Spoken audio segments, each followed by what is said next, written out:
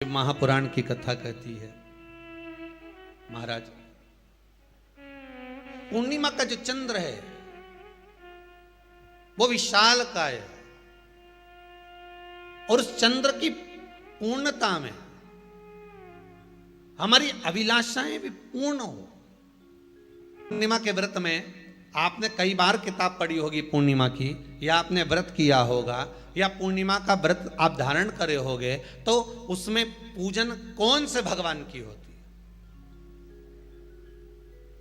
पूर्णिमा के व्रत में किस भगवान की पूजन होती है? तो कहा पूर्णिमा के व्रत में केले के खंभ लगाकर पूर्णिमा का जो अध्यापन होता है, पूर्णिमा की जो पूजन होती है, उस पूजन में शंकर और पार्वती की पूजन की जाती है।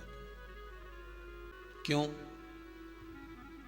शंकर और पार्वती का पूजन क्यों करा जाता है पूर्णिमा के व्रत में? क्योंकि शिव और माता पार्वती ही केवल एक ऐसे हैं जिन्होंने अपूर्ण लक्ष्मी को भी पूर्ण बना दिया था। किसको पूर्ण बनाया है? लक्ष्मी।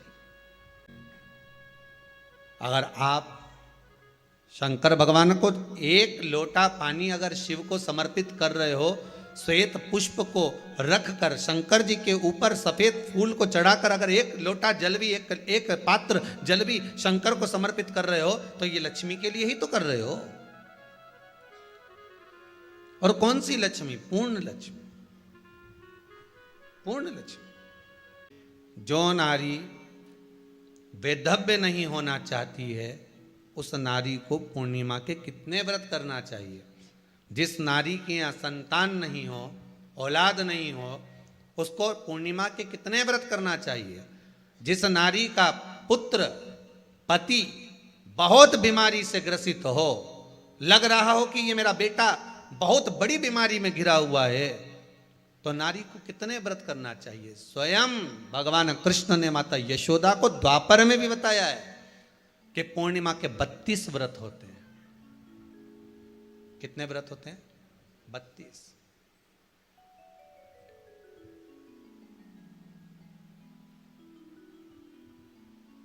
स्वयं भगवान कृष्ण यशोदा रानी को, माता यशोदा जी को भी बता रहे हैं 32 व्रत।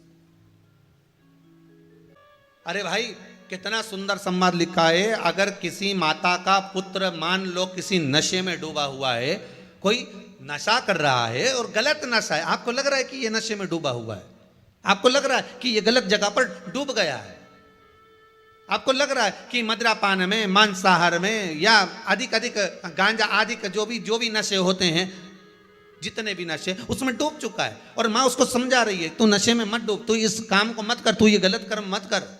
माँ उसको समझा कर हार गई।